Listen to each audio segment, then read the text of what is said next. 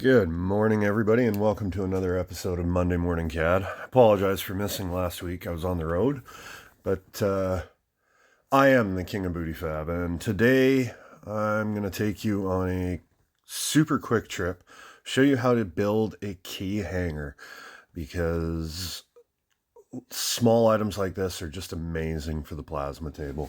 They're great for events that you travel to. You can do so much with something like this. Do me a favor, if you haven't yet, subscribe to the channel. If you pick up any tips, like the video, and of course always drop me a comment. I love interacting with you guys, do the whole YouTube thing. But I'll try to walk you through this. Basically all I'm done here is I've taken the circle tools and I've made myself a hook. Inner and outer circle. We can use the other circle command that, instead of working from the center, works end to end. And that gives us our radius there, a couple of lines up. And all I'm doing is copying these so that they're spaced as tight as possible. I've kind of eyeballed the hooks. They don't have to be an exact size. I'm just kind of getting a ballpark of how wide this is here. Because what I'm going to do is I'm going to grab my rectangle tool. I'm going to start it on one point.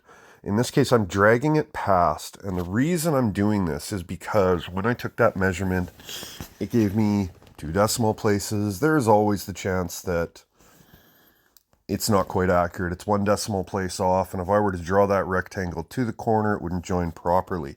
So by moving the control points, that allows me to make sure that my rectangle is exactly on the point where I need it.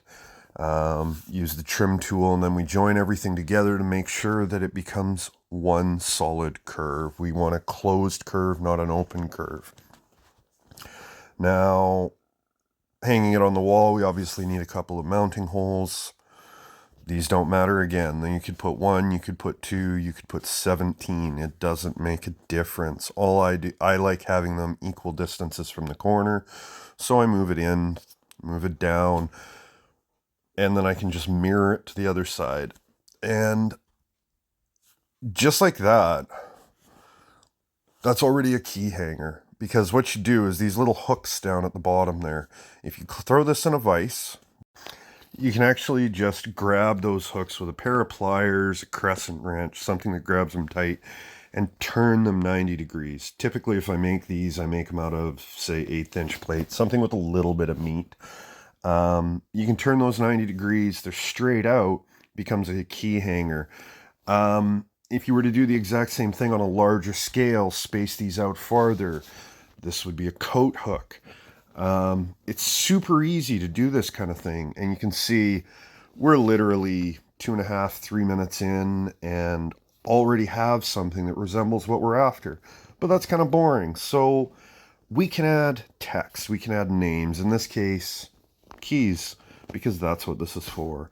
And I can grab a random font. Basically, all I'm looking for in fonts is something that will cut. We don't want anything that's super complicated. A lot of fonts are not designed to cut, but I change a lot of stuff around. The sky is the limit here, guys, and it really doesn't make a huge deal one way or another what you use, as long as you make sure that the cut path isn't going to cut off the edges of the letters. If you have closed letters like O, R, B, Q, anything like that where there's centers, you have to add a connector. If you're cutting them out on the negative. On the other hand, something like a lowercase I with the dot, that you have to make sure that it's connected, because otherwise it would just fall off. Positive letters like we're doing here, a whole lot easier to cut, a whole lot less work, and we've got a little bit more room.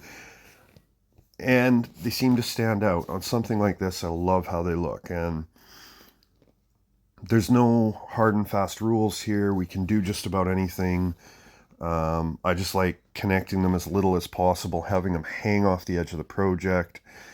And we are a little over 4 minutes. And this key hanger is basically ready to cut. In this case, I turned on the control points and I'm dragging it down just because it looked a little bit empty with that big space there. And this looks a little bit more proper. All I'm doing is dragging around with the control points, and turn off the control points, and we're done. We have a key hanger, and it's obvious it's a key hanger because it says so.